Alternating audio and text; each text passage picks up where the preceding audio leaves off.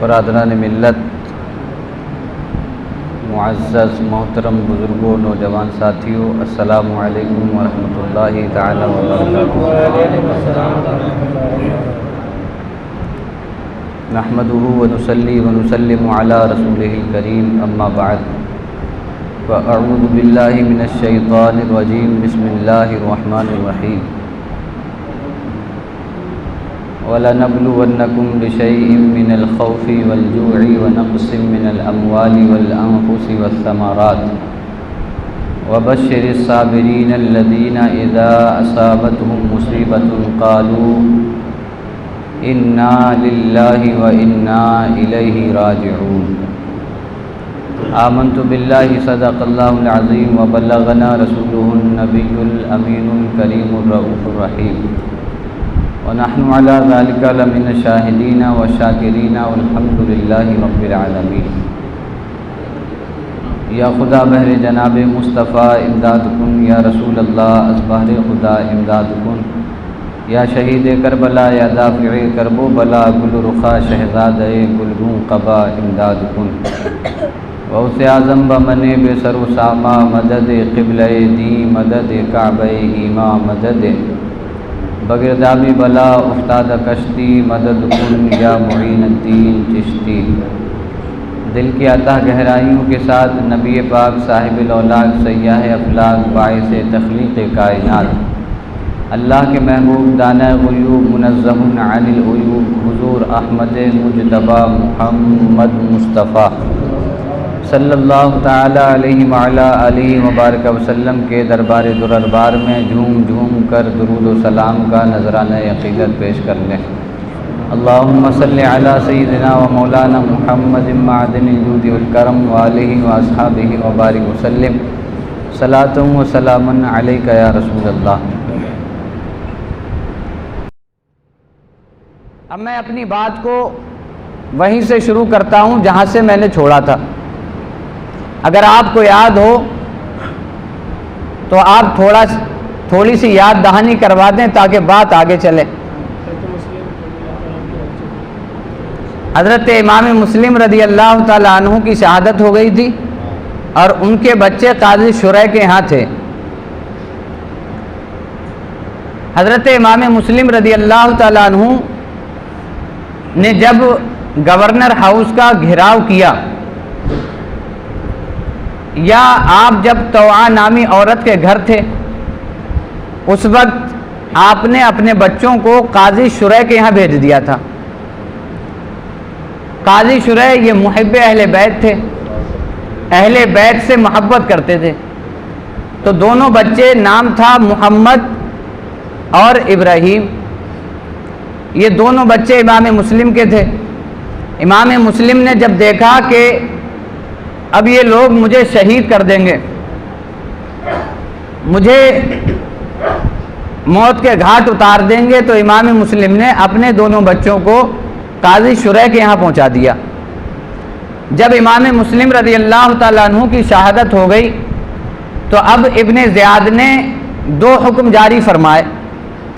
کہا جس کے گھر امام مسلم کے دو بچے ہیں، اگر وہ اپنے گھر روکے گا تو اسے سزا دی جائے گی، اور دوسرا حکم یہ تھا کہ جو ان دو بچوں کو ڈھونڈ کے لائے گا اسے بہت سارا انعام و اکرام دیا جائے گا۔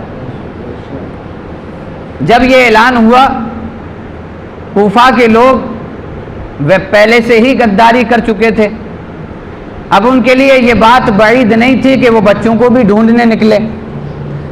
جب یہ اعلان ہوا تو قاضی شریح کے کانوں میں بھی آواز پہنچی، اور ان کے کانوں میں آواز پہنچی کہ ابن زیاد نے اعلان کیا ہے کہ جس کے گھر بچے ہوں گے اسے سزا دی جائے گی، اور جو بچوں کو پکڑ کے لائے گا اسے بہت سارا انعام و اکرام دیا جائے گا۔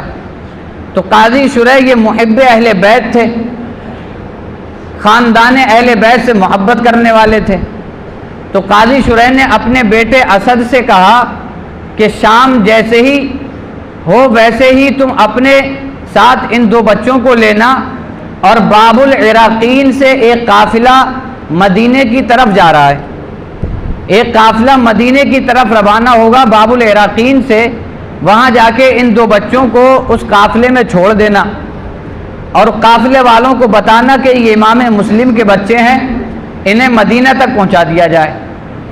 شام کا وقت ہوا، قاضی شریح کا بیٹا اسد ان دونوں بچوں کو اپنے ساتھ لے کر کے نکلا۔ باب العراقین پہنچا تو معلوم ہوا کہ قافلہ نکل چکا ہے۔ قضاء و قدر کے فیصلے جب ہو جاتے ہیں تو اسباب خود ہی بنتے چلے جاتے ہیں۔ جب باب العراقین پہنچے تو پتہ لگا کہ قافلہ جو ہے مدینے جانے والا وہ نکل چکا ہے۔ اسد نے ان دونوں بچوں کو لیا اور تھوڑی دور تیز رفتار میں چلا۔ جب تھوڑی دور چلا تو ایک دور گرد سی اڑتی ہوئی دکھائی دی۔ جب قافلے نکلتے ہیں تو گرد اڑتی ہے، تو اسد نے کہا کہ دیکھو قافلہ بہت قریب ہے، تم دونوں جاؤ اور قافلے میں شامل ہو جانا، یہ قافلہ مدینے کی طرف جا رہا ہے، تمہیں ان کے ساتھ ہی اسی راستے پہ چلتے رہنا ہے۔ وہ دونوں بچے وہاں سے چلے، اسد اپنے گھر واپس آ گیا۔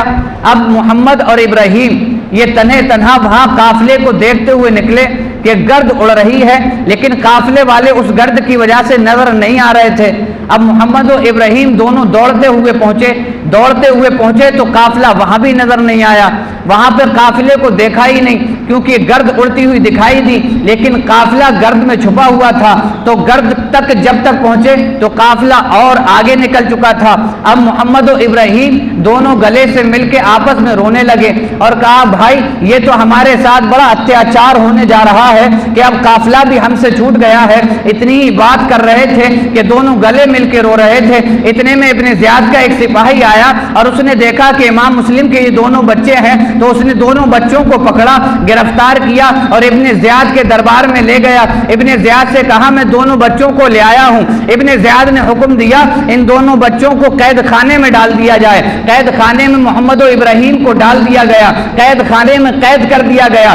اب قضاء و قدر کے فیصلے تو ہو چکے تھے، آخر لوٹ پھیر کے وہیں آنا تھا۔ اس قید خانے میں ڈالا گیا، جس قید خانے میں ڈالا گیا اس میں ایک شخص محب اہل بیت تھا جو جیلر تھا۔ اس جیلر نے جب دیکھا کہ یہ محمد و ابراہیم امام مسلم کے بیٹے ہیں، یعنی فاطمہ کے جگر پارے ہیں، علی کے ٹکڑے ہیں، خاندان اہل بیت سے ان کا تعلق ہے، تو اس محب اہل بیت جو جیلر تھا اس نے فیصلہ کر لیا اگرچہ میری جان چلی جائے لیکن ان دونوں بچوں کو میں یہاں سے نکال کر کے رہوں گا۔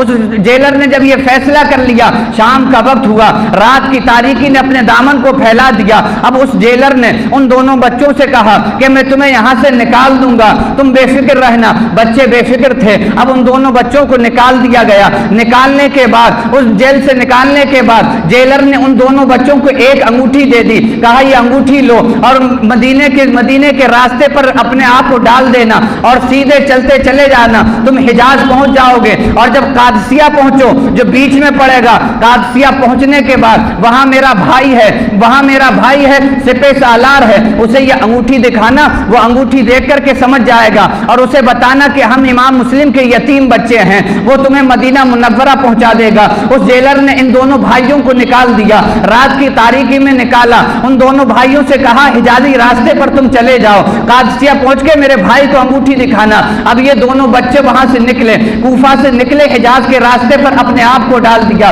جب راستے پر چلتے رہے، رات کی تاریکی تھی، سناٹا چھایا ہوا تھا، راستے پر چلتے رہے یہاں تک کہ صبح نمودار ہونے لگی۔ جب فجر کا وقت ہوا، صبح نمودار ہوئی، رات کی تاریکی نے اپنے دامن کو سمیٹنا شروع کر دیا، سورج نے اپنی شعاعوں کو پھیلانا شروع کر دیا۔ اب یہ دونوں بچے کیا دیکھتے ہیں کہ ہم جس کوفہ سے چلے تھے اسی کوفہ میں ہم کھڑے ہیں۔ اب جب ان دونوں بچوں نے یہ دیکھا کہ ہم رات بھر چلے ہیں پھر بھی لوٹ پھر کے ہم کوفہ میں ہی کھڑے ہیں، ان دونوں بچوں کو جب یہ نظر آیا تو دونوں دھاڑے مار کے رونے لگے، کہا بھائی یہ تو ہمارے ساتھ بہت بڑا ظلم ہو رہا ہے، ہم جس کوفہ سے اپنی جان بچانے کے لیے نکلے تھے، رات کی تاریکی جب چھٹنے لگی ہے، شعاعیں پھیلنے لگی ہیں، تو ہم کیا دیکھتے ہیں کہ ہم پھر کوفہ میں ہیں۔ امام مسلم رضی اللہ تعالیٰ عنہ کے یہ دونوں شہزادے اب دونوں مل کر کے لپٹنے لگے ہیں، لپٹ کے رونے لگے ہیں۔ اب یہ دونوں تلاش و جستجو میں لگ جاتے ہیں کہ اپنے آپ کو بچایا کیسے جائے۔ اب کوفہ کے ایک جگہ جا کر کے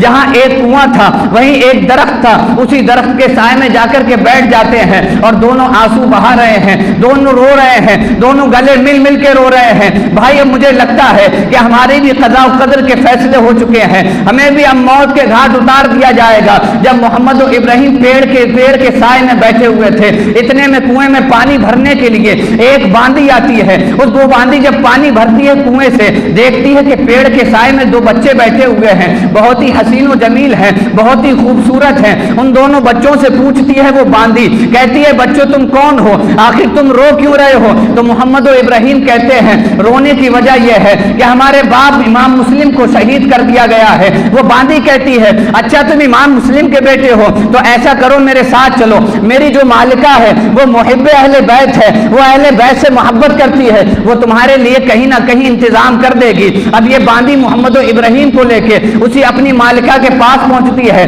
جب مالکہ کے گھر پہنچی اور محمد و ابراہیم کو وہاں بٹھا دیا گیا، مالکہ نے دیکھا، مالکہ کی جب نظر پڑی تو وہ خوش ہو گئی، مسرت میں جھومنے لگی کہ میرے گھر اہل بیت کے دو فرزند آئے ہیں، میرے گھر فاطمہ کے دلارے آئے ہیں، میرے گھر علی کے جگر کے ٹکڑے آئے ہیں، حضرت فاطمہ الزہرا کے دو شہزادے آئے ہیں۔ محب اہل بیت وہ عورت تھی، اس نے دونوں بچوں کو لیا اور دن بھر ان کا دیکھ بھال کی، انہیں کھانا کھلایا۔ شام کا وقت ہوا، ایک کمرے میں ان کا بستر لگا دیا، بستر لگا کر کے کہا بچوں تم یہاں سکون سے سوتے رہنا اور تمہیں کوئی تکلیف ہو تو مجھے بتا دینا۔ کھانا کھلایا، بچوں کو سلا دیا۔ شام کے وقت اسی عورت کا شوہر حارث گھر پہ تشریف لے آیا۔ جب حارث گھر پہ آتا ہے، یہ وہ حارث ہے جو ان بچوں کی تلاش میں تھا۔ جب گھر پہ پہنچتا ہے تو عورت کہتی ہے میرے شوہر نامدار آج تم اتنی دیر سے کیوں آئے ہو؟ شوہر کہتا ہے حارث کہتا تجھے نہیں پتا ابن زیاد نے انعام رکھا ہے امام مسلم کے شہزادوں کو ڈھونڈنے پر، اگر میں انہیں ڈھونڈ لوں گا تو ابن زیاد مجھے بہت بڑا مال سے مالا مال کر دے گا، مجھے انعام و اکرام دے گا۔ وہ عورت سمجھ جاتی ہے کہ یہ تو دونوں بچوں کی تلاش میں ہے۔ وہ عورت اسے کھانا پروستی ہے، کھانا دینے کے بعد وہ کہتا اپنی بیوی سے بیوی مجھے بتاؤ کہ تم نے وہ بچے دیکھے ہیں؟ بیوی کہتی ہے میں نے تو انہیں کہیں نہیں دیکھا ہے۔ اب یہ عورت محب اہل بیت تھی، ان بچوں کو بچانے کی کوشش کر رہی تھی۔ جب حارث نے کھانا کھایا، کھانا کھا کر کے اپنے بستر پر لیٹ گیا، رات کا سناٹا چھا گیا، آدھی رات گزر گئی۔ آدھی رات گزرنے کے بعد ادھر محمد و ابراہیم سو رہے تھے کہ اچانک محمد کی آنکھ کھل گئی۔ آنکھ کھلی تو رونے لگے، اپنے بھائی ابراہیم کو اٹھایا، کہا بھائی اٹھو اٹھو۔ کہا ابراہیم نے میرے بھائی بتاؤ کیا بات ہوئی؟ کہا بات کچھ نہیں ہوئی ہے، بات یہ ہوئی ہے کہ ابھی میں سو رہا تھا تو میں نے خواب دیکھا ہے، میں نے اپنے بابا کو خواب میں دیکھا ہے، امام مسلم کو خواب میں دیکھا ہے۔ ابراہیم بولے محمد میرے بھائی ذرا بتاؤ تو بات کیا ہے؟ کہا بات یہ ہے ہمارے بابا نبی پاک کے پاس تھے، نبی پاک بھی تشریف فرما تھے، حضرت علی بھی تشریف فرما ہے، فاطمہ زہرا بھی تشریف فرما ہے اور اپنے بابا اس امام مسلم بھی وہیں تشریف فرما ہے۔ تو کہا ابراہیم نے، کہا محمد میرے بھائی پھر بات کیا ہے؟ خواب تو بہت اچھا ہے۔ کہا خواب ہی تو اچھا نہیں ہے، کہا خواب یہ ہے کہ امام مسلم سے میرے نبی پاک نے پوچھا ہے مسلم تم اکیلے آ گئے ہو، اپنے شہزادوں کو اپنے ساتھ لے کے نہیں آئے ہو؟ تو امام مسلم نے عرض کیا یا رسول اللہ وہ بھی ان قریب آپ کے پاس آنے والے ہیں۔ جب یہ بات کہی محمد و ابراہیم پھوٹ پھوٹ کے رونے لگے اور گلے مل کے رونے لگے کہ اب ہماری بھی قضاء و قدر کے فیصلے ہو چکے ہیں، ان قریب ہم بھی اپنے بابا سے مل جائیں گے، ان قریب ہم بھی اپنے نانا سے ملاقات کر لیں گے۔ نبی پاک صلی اللہ علیہ وسلم کو خواب میں دیکھنے والوں نے اپنی رات ہی میں آنسو بہانا شروع کر دیے۔ رات میں جب روئے، زور سے روئے تو آواز نکلی۔ ادھر حارث دوسرے کمرے میں سو رہا تھا، اس کی آنکھ کھل گئی، اس نے دیکھا کہ بچوں کی آواز آ رہی ہے، اپنی بیوی کو اٹھایا، کہا بھائی بیگم یہ بچوں کی آواز کہاں سے آ رہی ہے؟ بیگم نے پھر بچانے کی کوشش کی، کہا یہ آواز ایسی پڑوس میں سے آتی ہوگی۔ حارث سے رہا نہیں گیا، وہ اپنے بستر سے اٹھا اور اس نے دیکھ کر کے اپنے اس کمرے کے پاس گیا جہاں وہ دونوں بچے آرام فرما رہے تھے۔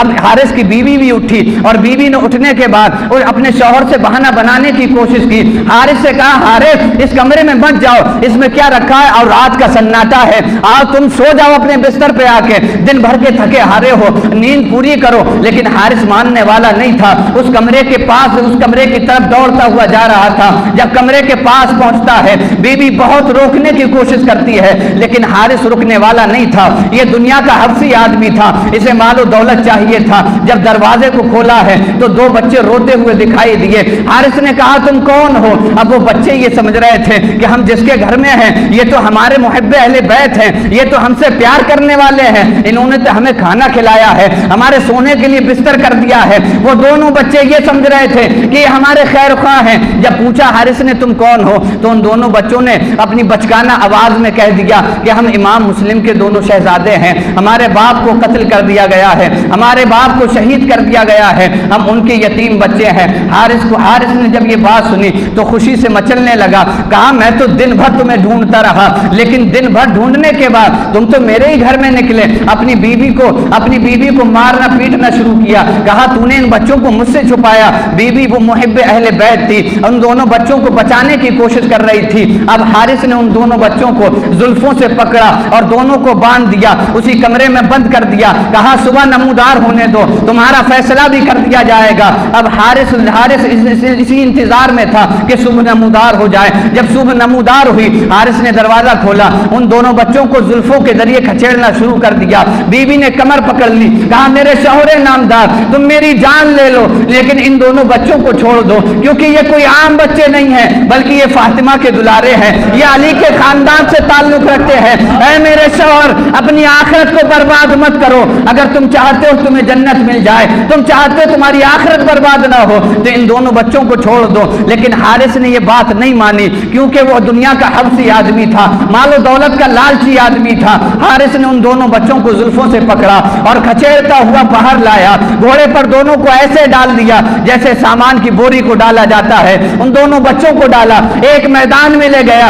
جب میدان میں لے گیا دونوں بچوں کو نکالا، سامنے کھڑا کر لیا، اپنی تلوار نکال لی، ادھر تلوار نکالی تھی، ادھر پیچھے سے اس کی بیوی آ گئی۔ اس کی بیوی نے آ کر کے کہا میرے شوہر نامدار اب بھی وقت ہے، مان جاؤ، اب بھی وقت ہے، اپنی آخرت کو خراب مت کرو، اب بھی وقت ہے، مان جاؤ، نبی پاک کو کیا چہرہ دکھاؤ گے؟ لیکن حارث ماننے والوں میں سے نہیں تھا۔ حارث نے کہا میں انہیں قتل کر کے رہوں گا۔ حارث نے اپنی تلوار کو کھینچ لیا، جیسے ہی محمد کی گردن پر چلانی شروع کی تو ابراہیم آ گئے، کہا میں اپنے بڑے بھائی کو قتل ہوتا اپنی آنکھوں سے نہیں دیکھ سکتا ہوں، پہلے مجھے قتل کر دیا جائے، اس کے بعد میرے بھائی کو قتل کیا جائے۔ جب حارث نے تلوار اٹھائی ابراہیم کو قتل کرنے کے لیے تلوار اٹھائی گئی، ادھر محمد آ گئے، کہا میرا چھوٹا بھائی ہے، میں اپنی آنکھوں سے نہیں دیکھ سکتا اسے شہید ہوتے ہوئے، پہلے مجھے قتل کر دیا جائے پھر میرے بھائی کو قتل کیا جائے۔ اب یہ گفتگو ہی چل رہی تھی، حارث نے دونوں کی گردن کو مار دیا، حارث نے دونوں کو شہید کر دیا۔ یہ دنیا کا لالچی آدمی اہل بیت پہ ذرا سا بھی ترس نہیں کھایا، مال و دولت کا لالچی آدمی، ایک دنیاوی حبشی آدمی نے ان دونوں پیارے بچوں پہ ترس نہیں کھایا، ان دونوں کو شہید کر دیا۔ شہید کرنے کے بعد دونوں کے جسموں کو لیا، دریا میں پھینک دیا اور دونوں کے چہروں کو اٹھایا، ایک تھیلے میں ڈالا، تھیلے میں ڈال کر کے ابن زیاد کی طرف دوڑتا بھاگتا ہوا چلا گیا، گورنر ہاؤس کے پاس پہنچا، گورنر ہاؤس کے پاس پہنچ کے دروازے پہ دستک دی، اندر سے دروازہ کھولا گیا، ابن زیاد کو دیکھ کر کے مسکرا رہا تھا۔ ابن زیاد نے پوچھا حارث کیا بات ہے؟ کہا تمہارے دشمنوں کو قتل کر دیا ہے۔ ابن زیاد نے کہا آخر میرے دشمن کون ہے؟ مجھے بتاؤ تو کون میرے دشمن ہے جسے تو نے قتل کر دیا ہے؟ کہا جس کی تلاش تھی امام مسلم کے دو شہزادے محمد و ابراہیم کو میں نے قتل کر دیا ہے۔ ابن زیاد نے کہا او پاگل حارث، ابن زیاد نے کہا تو نے انہیں قتل کر دیا ہے، میں نے یزید کو خط لکھا تھا کہ میں نے زندہ ان دونوں بچوں کو پکڑ لیا ہے، زندہ بھیجوں یا مردہ بھیجوں؟ اب پتا اگر اس نے زندہ طلب کر لیا تو میں ان دونوں بچوں کو زندہ کیسے بھیجوں گا؟ تو نے بغیر میری اجازت کے ان کو قتل کیوں کر دیا؟ ان کو قتل کیوں کیا؟ جب ابن زیاد نے یہ دیکھا تو حارث کے پاس ایک شخص کھڑا ہوا تھا جو جلاد آدمی تھا، اس جلاد سے کہا اس حارث کو چھت پہ لے جا کے پھینک دو۔ گورنر ہاؤس کی چھت پہ لے جایا گیا، اسی حارث کو جس نے بچوں کو قتل کیا تھا گورنر ہاؤس کی چھت پہ لے جا کر کے اسے زمین پہ پھینک دیا گیا۔ زمین پہ گرنا تھا کہ یہ مر کر کے مٹیا میل ہو گیا، نہ خدا ہی ملا نہ وصال صنم، نہ ادھر کے رہے نہ ادھر کے رہے۔ کاش ان دونوں بچوں کو رہا کر دیتا، کاش ان دونوں بچوں کو مدینہ پہنچا دیتا تو میدان محشر ہوتا، نبی پاک کی شفاعت ہوتی، کتنا ہی گناہگار صحیح لیکن حضور صرف اس لیے بخشوا دیتے کہ اس نے میرے خاندان سے محبت کا فریضہ انجام دیا۔ ان دونوں بچوں کو بھی شہید کر دیا گیا۔ یہ حارث نے ترس نہیں کھایا، اور جس نے اہل بیت سے دشمنی نبھائی اللہ نے سب کو تباہ و برباد کر کے رکھ دیا۔ اہل بیت سے دشمنی لینا مذاق نہیں ہے، باغ جنت کے ہیں بحر مدح خوان اہل بیت، تم کو مزدہ نار کا اے دشمنان اہل بیت۔ امام مسلم کے دونوں شہزادوں کو جب قتل کر دیا گیا اور ادھر حارث کو گورنر ہاؤس کی چھت سے گرا دیا گیا، اسے قتل کر کے چھت سے پھینک دیا گیا، حضرت امام مسلم رضی اللہ تعالیٰ عنہ کے دونوں شہزادوں کو شہید کر دیا گیا۔ ننھے منھے شہزادے، پیارے پیارے شہزادے کہ جن سے پیار کرنا چاہیے تھا۔ بچوں کو تو جنگ میں بھی قتل کرنے کی اجازت نہیں ہے، لیکن اہل بیت پہ وہ ظلم ڈھائے گئے، وہ ان پہ ظلم و ستم کیا گیا کہ اس آسمان کی آنکھ نے دیکھے، زمین کے فرش نے اپنی آنکھوں سے ملاحظہ کیا کہ کربلا کے مارکے تک نہ ہی ایسا سانحہ کبھی ہوا اور نہ قیامت تک کبھی ایسا ہوگا۔ یہ اہل بیت مظلوم تھے کہ ان کے ساتھ ایسے ایسے اتیاچار کیے گئے، دونوں شہزادوں کو شہید کر دیا گیا۔ اللہ تعالیٰ ان دونوں شہزادوں کا صدقہ ہمیں عطا فرمائے، ان سے پکی سچی محبت عطا فرمائے۔ حضرت امام مسلم رضی اللہ تعالیٰ عنہ کو 3 ذی الحجہ کو شہید کیا گیا، اور اسی دن حضرت سیدنا امام حسین رضی اللہ تعالیٰ عنہ مکہ سے روانہ ہوتے ہیں کوفہ کے لیے۔ 3 ذی الحجہ جس دن امام مسلم کو شہید کیا گیا، اسی دن امام حسین کوفہ کے لیے مکہ سے روانہ ہوئے۔ امام حسین رضی اللہ تعالیٰ عنہ نے مکہ سے روانگی کی تیاری کی، قافلہ تیار ہوا، بڑے بڑے صحابہ اکرام حاضر ہوئے، حضرت عبداللہ ابن عباس، حضرت عبداللہ ابن زبیر، حضرت ابو سعید خدری، حضرت ابو واقد لیثی، یہ وہ صحابہ تھے جو عمریلے تھے، سن رسیدہ تھے، بزرگ تھے۔ ان سب نے امام حسین کو روکنے کی کوشش کی اور کہا، امام ہمارا دل نہیں چاہتا کہ تم کوفہ جاؤ، کیونکہ کوفہ والوں نے تمہارے والد صاحب کے ساتھ بھی غداری کی تھی، تمہارے بھائی حسن کے ساتھ بھی غداری کی تھی، ہم نہیں چاہتے کہ تم کوفہ جاؤ۔ لیکن امام حسین رضی اللہ تعالیٰ عنہ نے ارادہ کر لیا۔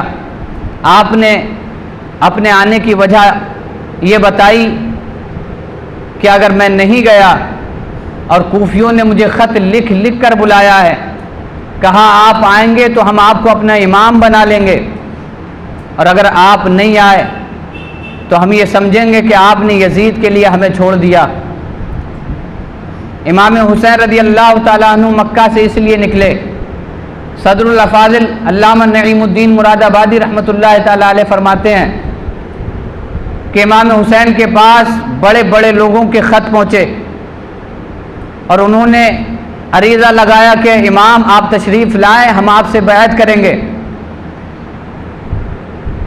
علامہ صدر الافاضل فرماتے ہیں کہ اگر امام حسین نہ جاتے تو میدان محشر میں وہ لوگ یہ دلیل قائم کر لیتے، یہ حجت قائم کر لیتے کہ اے پروردگار، ہم نے تو خط لکھے تھے، حسین خود نہیں آئے تو ہمیں مجبوراً یزید کے ہاتھ پہ بیعت کرنا پڑی، وہ یہ حجت قائم نہ کریں، اسی لیے امام حسین مکہ سے نکلے کوفہ کے لیے۔ جب مکہ سے نکلے، حاکم مکہ عمر بن سعید، حاکم مکہ نے فوج بھیجی امام حسین کے قافلے کو روکنے کے لیے۔ ابھی مکہ کی سرحد سے باہر ہی نکلے تھے کہ فوج پہنچ گئی، کہا امام ہم تمہیں جانے نہیں دیں گے، اور حاکم مکہ عمر بن سعید کا حکم ہے کہ آپ مکہ واپس ہو جائیں، آپ مکہ واپس ہو جائیں۔ امام حسین کو ہر جگہ روکا گیا، ہر جگہ امام حسین کو بتایا گیا کہ کوفی غدار ہیں، لیکن قضاء و قدر کے فیصلے کون کہاں لے جائے، موت جہاں جس کی لکھی ہوتی ہے وہیں اسے موت آتی ہے۔ آپ نے ماضی قریب کی بات سنی ہوگی کہ پنڈبی سے لوگ گئے تھے سمندر کے اندر، ملبہ دیکھنے کے لیے، ان کی موت وہیں تھی، کروڑوں سے روپیہ خرچ کیا، وہاں پہنچے، انہیں موت دے دی گئی۔ جس کا وقت اور جس کی جگہ جہاں لکھی ہوتی ہے اسے موت وہیں آتی ہے۔ امام حسین رضی اللہ تعالیٰ عنہ کے قافلے کے آگے فوج آ کر کے کھڑی ہو گئی، کہا حاکم عمر بن سعید کا حکم ہے کہ آپ کو یہاں سے نہیں جانے دیا جائے گا۔ امام حسین کے ساتھ جو تھے انہوں نے مزاحمت کی، دونوں طرف سے مار پیٹ ہوئی، لیکن امام حسین کے قافلے والے ان فوجیوں کو پیچھے کرنے میں کامیاب ہو گئے، وہ فوجی واپس ہو لیے، امام حسین کا قافلہ پھر ربا دبا ہوا۔ جب امام حسین کا قافلہ نکلا تو ایک مقام پڑتا ہے صفا، جہاں فرزدق شاعر ملا۔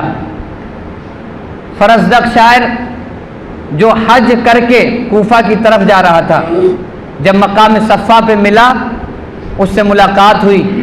امام حسین رضی اللہ تعالیٰ عنہ سے اس نے پوچھا امام کہاں کا ارادہ ہے؟ کہا کوفہ کا ارادہ ہے۔ امام حسین سے فرزدق شاعر نے کہا امام کوفہ نہ جائیں، ان کے دل آپ کی طرف ضرور ہیں لیکن ان کی تلواریں آپ کے خلاف ہیں۔ امام حسین رضی اللہ تعالیٰ عنہ نے فرزدق شاعر سے ملاقات کی، اس کی بات سنی، آگے بڑھے۔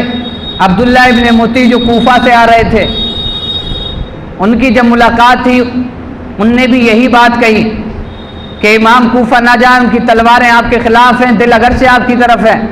تو امام نے فرمایا لن یصیبنا الا ما کتب اللہ لنا، ہمیں وہی مصیبت پہنچے گی جو اللہ نے ہمارے لیے مقدر کر دی ہے۔ امام حسین رضی اللہ تعالیٰ عنہ کا قافلہ پھر ربا دبا ہے۔ امام حسین رضی اللہ تعالیٰ عنہ کا قافلہ چلتا رہا، ایک مقام پڑتا ہے جسے زرود کہتے ہیں۔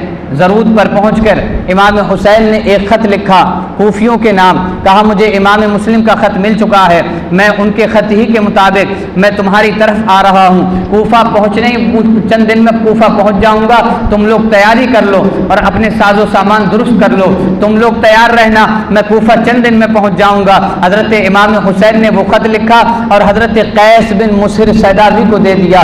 قیس بن مسہر سیدابی کو وہ خط دیا، خط دینے کے بعد کہا کوفہ جاؤ اور یہ کوفہ کے لوگوں کو دے دینا، انہیں خبر ہو جائے کہ میں آ رہا ہوں، مجھے امام مسلم کا خط مل چکا ہے، میں مکہ سے نکل چکا ہوں، چند دن میں کوفہ پہنچنے والا ہوں۔ قیس بن مسہر سیدابی وہ خط لے کر کے چلتے ہیں، اپنا گھوڑا دوڑا دیتے ہیں، تیز رفتار میں جا رہے ہیں۔ قادسیہ پر جب پہنچتے ہیں تو قادسیہ پر ابن زیاد کے سپاہی کھڑے تھے، جب دیکھا کہ جانے والا کون ہے، آنے والا بہت تیزی سے آ رہا ہے، انہیں پکڑ لیا گیا۔ قیس بن مسہر سیدابی کو پکڑ لیا گیا، ان سے کہا گیا تمہارا ارادہ کہاں کا ہے؟ انہیں ابھی یہ خبر ہی نہ تھی کہ کوفہ والے غداری کر چکے ہیں۔ انہوں نے کہا امام نے خط دیا ہے، کوفہ والوں کے نام لکھا ہے، میں کوفہ کو یہ خط پہنچانے جا رہا ہوں۔ وہ خط دیکھا گیا تو اس پہ لکھا تھا کہ امام تشریف لا رہے ہیں، امام مسلم کا خط مل چکا ہے، امام چند دن میں کوفہ پہنچ جائیں گے۔ جب قیس بن مسہر سیدابی کے پاس سے یہ خط نکلا تو سپاہیوں نے آپ کو گرفتار کر لیا، گرفتار کرنے کے بعد کوفہ پہنچا دیا گیا، ابن زیاد کے محل میں لے جا کر کے کھڑا کر دیا گیا، گورنر ہاؤس میں قیس بن مسہر سیدابی کو کھڑا کر دیا گیا۔ قیس بن مسہر سیدابی سے ابن زیاد نے پوچھا بتاؤ تمہارا ارادہ کیا ہے؟ کہا ارادہ تو یہ ہے کہ میں امام حسین کا خط لے کر کے آیا تھا کوفہ والوں کے لیے، لیکن میں دیکھتا ہوں کہ یہاں پر تو ماحول ہی بدلا ہوا ہے۔ وہ کوفی جنہوں نے امام مسلم کے ذریعے بیعت کی تھی امام حسین کی اور امام حسین کو خط لکھوائے تھے، خط لکھ کر امام حسین کو بلایا تھا، کہا لیکن میں یہاں پر کچھ اور ہی دیکھ رہا ہوں۔ اب ابن زیاد نے کہا قیس بن مسہر سیدابی سے جو امام حسین کے بہت چہیتے تھے، انہیں خط لے کے بھیجا تھا، ابن زیاد نے کہا جاؤ گورنر ہاؤس کی چھت پر چل جاؤ اور امام حسین کو گالی دو، حسین کو گالی دو، طعنہ و تشنیع کرو، اہل بیت کو برا بھلا کہو۔ قیس بن مسہر سیدابی امام حسین کے چاہنے والے تھے، ان کی زبان یہ کب گوارا کرتی کہ اہل بیت کو گالیاں دیتے، امام حسین کو گالیاں دیتے،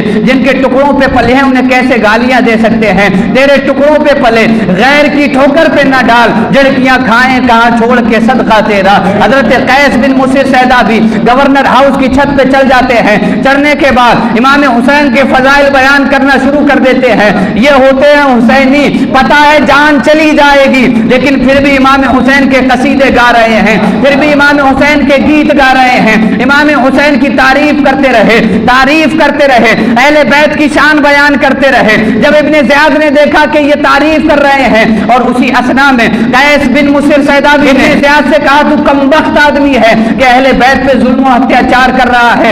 ابن زیاد نے جب اتنا دیکھا تو ایک جلاد کو حکم دے دیا کہ جاؤ قیس بن مصر سیدابی کی گردن کو مار دو. جلاد گورنر ہاؤس کی چھت پہ چڑھا, قیس بن مصر سیدابی کی گردن کو مار دیا گیا. اور یہ بھی محب اہل بیت گردن مارنے کے بعد شہید ہو گئے اور ان کے لاشیں کو گورنر ہاؤس سے زمین پہ پھینک دیا گیا. ایک اور شہادت ہو گئی محب اہل بیت کی.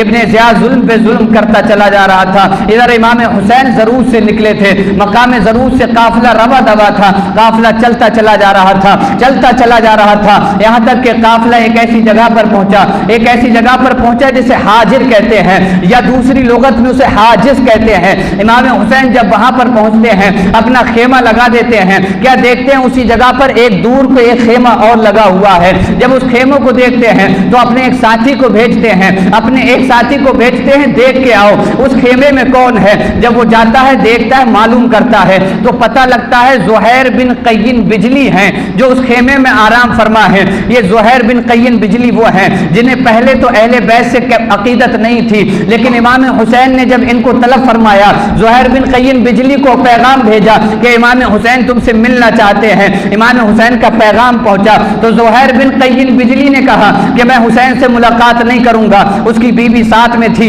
اس نے کہا واہ غضب کی بات ہے, شہزادہ رسول بلا رہے ہیں تو تم جانے سے انکار کر رہے ہو. جب بیوی نے یہ بات کہی تو یہ بات نے اس کے دل پہ اثر کیا.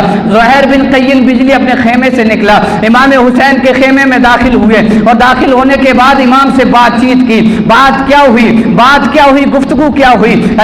زہیر بن قین بجلی جب امام حسین کے خیمے سے باہر آئے اپنے خیمے میں داخل ہوئے, اپنی بیوی سے کہا بیوی میں تمہیں طلاق دیتا ہوں اور اپنے بھائی کے ساتھ اپنے گھر چلی جانا. اور اپنے ساتھیوں سے کہا تم میں سے جو چاہتا ہے میرے ساتھ آنے کو وہ آ سکتا ہے اور جو چاہتا ہے یہاں سے واپس جانے کو وہ واپس جا سکتا ہے. زہیر بن قین بجلی سے کہا گیا آخر ایسی باتیں کیوں کر رہے ہو. کہا یہ میرا الوداعی سلام ہے, میرا الوداعی سلام بھی لے لو کیونکہ میں شہید ہونے والا ہوں. اب میں امام حسین کے ساتھ جا رہا ہوں. حضرت زہیر بن قین بجلی نے یہ بات کہی کہ میں شہید ہونے والا ہوں, امام حسین کے ساتھ جا رہا ہوں. تو لوگوں نے پوچھا یہ بات تمہیں کیسے معلوم ہے. تو کہا ہم ایک جگہ جنگ کر رہے تھے, بلنجر کے علاقے میں ہم جنگ کر رہے تھے. تو سلمان فارسی رضی اللہ تعالیٰ عنہ جو صحابی رسول ہیں انہوں نے ہم سے کہا تھا کہ تمہیں مال غنیمت میں کتنی خوشی ہوئی ہے. تو ہم نے کہا جب ہمیں مال غنیمت ملا تو ہمیں بہت خوشی ہوئی ہے. تو حضرت سلمان فارسی نے کہا اس سے زیادہ خوشی تمہیں اس وقت ہوگی جب تم امام حسین کے ساتھ جاؤ گے. زہیر بن قین بجلی نے کہا کہ آج میں خوش اس لیے ہوں کہ مجھے امام حسین کا ساتھ مل گیا ہے. زہیر بن قین بجلی جو پہلے عقیدت نہیں رکھتے تھے اپنے خیمے سے نکلے, اپنے ساتھیوں کے لیے امام حسین کے ساتھ ہو لیے. امام حسین رضی اللہ تعالیٰ عنہ کا قافلہ روا دوا ہے, قافلہ روا دوا ہے, یہاں تک کہ قافلہ پہنچ گیا قادسیہ پر. یہ قادسیہ وہ ترایا ہے جہاں سے راستہ کوفہ کو بھی جاتا ہے اور وہیں سے راستہ کربلا کے لیے بھی جاتا ہے. جب امام حسین وہاں ٹھہرے, وہاں آپ نے خیمہ لگایا تو اتنے میں کیا دیکھتے ہیں کہ گرد اڑتی دکھائی دیتی ہے, ایک قافلہ آتا ہوا نظر آتا ہے. جب وہ قافلہ آتا ہے تو پتہ لگا کہ ہر اپنے قافلے کے ساتھ ہیں, ہر قافلے کو لے کر کے آئے ہیں, ہر آئے ہیں ان کو ابن زیاد نے بھیجا ہے اور 1000 لوگ ان کے ساتھ بھیجے ہیں. جب ہر سامنے آئے امام حسین رضی اللہ تعالیٰ عنہ کے پاس پہنچے تو امام حسین نے اپنے ساتھی سے کہا کہ ان تمام قافلے والوں کو پانی پلایا جائے, اہل بیت کی سخاوت پہ قربان جائیے, پریشان ہیں, لہو لہان ہیں, دل ٹکڑے ٹکڑے ہوتے جا رہا ہے, ہر ایک کی شہادت قریب قریب ہوتی چلی جا رہی ہے. لیکن امام حسین نے آنے والوں سے یہ نہیں پوچھا تمہارا ارادہ کیا ہے, ڈائریکٹ کہا انہیں پانی پلایا جائے. میرے بھائیوں امام حسین رضی اللہ تعالیٰ عنہ کی سیرت پہ عمل کرنا سیکھ لو. آنے والے سے کبھی یہ مت پوچھو کس ارادے سے آئے ہو, پہلے اسے پانی پیش کر دو. امام حسین کی سنت پہ عمل کر لو. امام حسین نے پانی پلایا. اب حر جو تھا یہ حر ابن زیاد کی طرف سے ضرور آئے تھے لیکن حر کے دل میں محبت اہل بیت کہیں نہ کہیں پائی جاتی تھی۔ جب حر آئے، ظہر کا وقت ہوا، امام حسین رضی اللہ تعالیٰ عنہ کے قافلے میں سے ایک شخص نے اذان پڑھ دی۔ اذان پڑھنے کے بعد امام حسین نے خطبہ دیا اور ان لوگوں کو مخاطب کر کے کہا کہ اے حر کے لشکریوں، بات ہماری یہ ہے کہ ہماری بات سنو۔ بات یہ ہے کہ تم نے ہمیں خط لکھے تھے، ہم تبھی تمہارے پاس کوفہ آنے کے لیے تیار ہوئے ہیں، لیکن اگر تم یہ چاہو کہ ہم واپس چلے جائیں تو ہم یہاں سے واپس بھی چلے جائیں گے۔ کوفی حر نے کہا کون سے خط کی بات کرتے ہو امام؟ ہم نے تو کوئی خط نہیں لکھے تھے، ہماری نالج میں تو کوئی خط ہی نہیں ہے جو ہم نے آپ کو لکھے ہو۔ امام حسین نے تھیلا منگوایا، اس تھیلے میں خط بھرے ہوئے تھے، وہ خط جتنے تھے سب حر کے سامنے انڈیل دیے۔ جب حر نے خط دیکھے کہا آئے تو کوفہ سے ہیں اور کوفہ والوں نے لکھے ہیں۔ تو امام نے کہا بتاؤ یہ تمہاری طرف سے ہی خط آئے ہیں، اگر مجھے کوفہ والوں نے نہ بلایا ہوتا تو میں ہرگز کبھی نہ آتا، میں مکہ میں ہی رہتا، لیکن اگر تم چاہو تو میں ابھی بھی واپس جا سکتا ہوں۔ امام حسین رضی اللہ تعالیٰ عنہ کی یہ بات سنی تو حر نے کہا کہ بات یہ ہے کہ میں ابن زیاد کی طرف سے بھیجا ہوا ہوں اور میں آپ کو بھی چاہتا ہوں، لیکن ابن زیاد کا حکم ہے کہ آپ کو میں جہاں پالوں وہیں آپ کے پیچھے پیچھے لگ جاؤں، آپ کے ساتھ ساتھ رہوں یہاں تک کہ آپ کوفہ پہنچ جائیں۔ تو امام حسین نے کہا اب میں کوفہ نہیں جا سکتا، کیونکہ امام حسین کو امام مسلم کی شہادت کی خبر مل چکی تھی۔ امام مسلم کی شہادت کی خبر ملنے کے بعد امام حسین نے حر سے کہا کہ اب میں کوفہ نہیں جا سکتا، کیونکہ کوفہ کے لوگوں نے غداری کر دی ہے، کوفہ کے لوگ بے وفا ہو چکے ہیں۔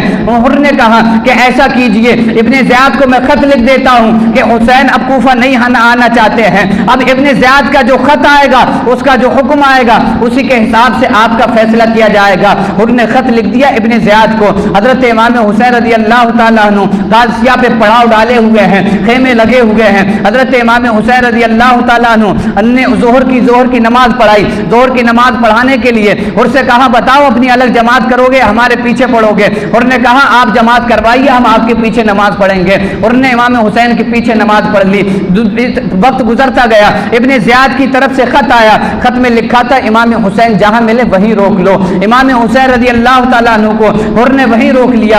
امام حسین رضی اللہ تعالیٰ عنہ نے پھر حر سے کہا کہ حر ایک بات میری اور سن لو، اگر مجھے کوفہ نہیں جانے دیا جاتا اور میں کوفہ جانا بھی نہیں چاہتا ہوں اور مجھے کوفہ جانا بھی نہیں ہے اور مجھے یہاں پر روک کر کے رکھنے سے کوئی فائدہ بھی نہیں ہے، تو ایسا کرو مجھے کہیں اور جانے دو۔ تو امام حسین رضی اللہ تعالیٰ عنہ کی جب یہ بات سنی تو حر نے کہا اچھا ایسا کیجئے، آپ نہ ہی مدینے کی طرف جائیں گے اور نہ ہی آپ کوفہ کی طرف جائیں گے، اس کے علاوہ آپ جو راستہ چاہیں چن سکتے ہیں۔ قضاء و قدر کے فیصلے کدھر اور ہی لے جانا چاہتے تھے، موت کہیں اور ہی بلا رہی تھی، قضاء و قدر کے فیصلے پہلے ہی ہو چکے تھے۔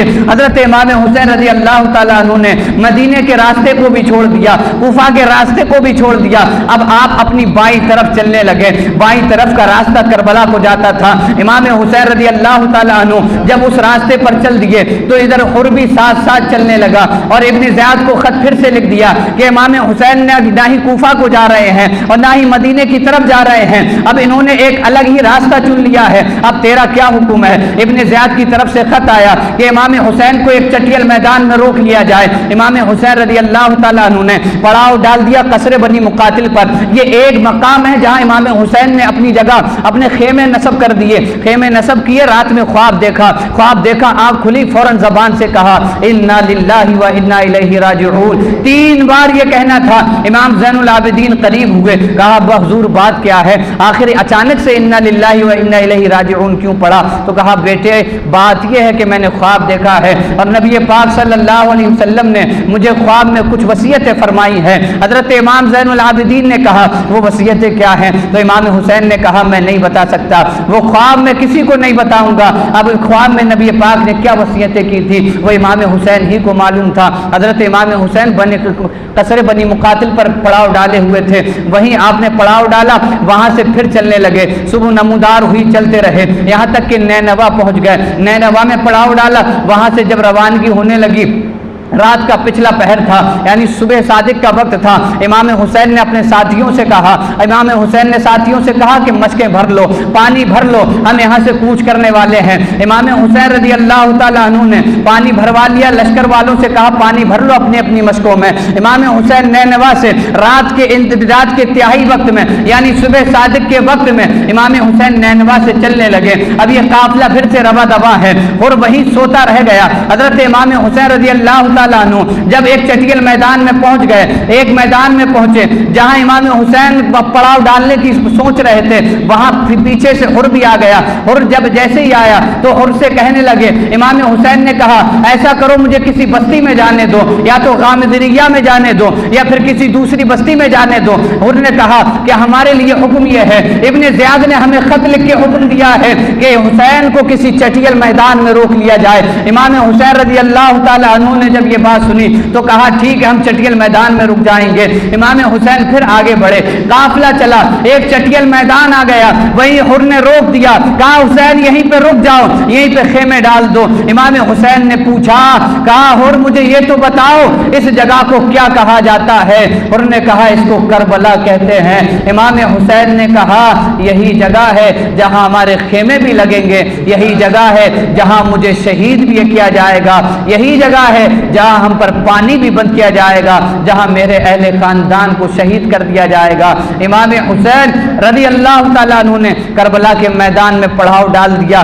یہ محرم کی 2 تاریخ تھی، 2 تاریخ میں امام حسین کربلا کے میدان میں پہنچ گئے تھے۔ آپ اندازہ کر سکتے ہیں کتنا لمبا سفر کر کے حسینی قافلہ پہنچا ہوگا کربلا میں۔ آخر قضاء و قدر کھینچے لیے جا رہی تھی، مجھ میں طاقت ہی نہیں 2 قدم چلنے کی، مجھے عشق کھینچے لیے جاتا ہے، عشق ہے کہ مجھے کھینچے لیے جاتا ہے۔ یہ عشق تھا جو کھینچے لیے جا رہا تھا، شہادت کا شوق تھا جو کھینچے لیے جا رہا تھا۔ امام حسین رضی اللہ تعالیٰ عنہ کربلا کے میدان میں پہنچ گئے اور امام حسین نے وہیں پڑاؤ ڈال دیا، خیمے بھی نصب کر لیے۔ محرم کی 2 تاریخ تھی اور نے خط لکھ دیا ابن زیاد کو کہ ہم نے حسین کو میدان کربلا میں روک لیا ہے۔ امام حسین رضی اللہ تعالیٰ عنہ میدان کربلا میں پہنچ گئے۔ امام حسین رضی اللہ تعالیٰ عنہ پر جو ظلم ستم ڈھائے گئے، رستم بھی ہوتا تو ہل کر کے رہ جاتا۔ امام مسلم کی شہادت کی خبر، پھر ان کے فرزندان کی خبر کہ انہیں بھی شہید کر دیا گیا۔ قیس بن مصر سیدابی کو بھیجا، ان کی بھی خبر ملی کہ انہیں بھی شہید کر دیا گیا۔ یعنی جو بھی امام حسین کی طرف سے کوفہ جاتا اسے شہید کر دیا جاتا۔ لیکن امام حسین رضی اللہ تعالیٰ عنہ کو خبریں ملتی، لیکن آپ کے پائے ثبات میں لغزش نہیں آتی تھی۔ امام حسین رضی اللہ تعالیٰ عنہ کربلا پہنچ گئے۔ انشاءاللہ کربلا کی داستان کربلا والے دن آپ کو سنانے کی کوشش کی جائے گی۔ امام حسین رضی اللہ تعالیٰ عنہ نے 2 تاریخ میں وہاں پڑاؤ ڈال دیا، وہاں خیمے نصب ہو گئے، مستورات بھی وہاں پہنچ گئیں۔ اور امام حسین رضی اللہ تعالیٰ عنہ جب مدینے سے چلے تو آپ کے ساتھ 82 لوگ تھے اور 72 اس میں سے شہید ہوئے تھے۔ 82 لوگ تھے جس میں مستورات بھی تھیں، اہل بیت بھی تھے، چھوٹے چھوٹے بچے بھی تھے۔ امام حسین رضی اللہ تعالیٰ عنہ جنگ کے ارادے سے نہیں گئے تھے۔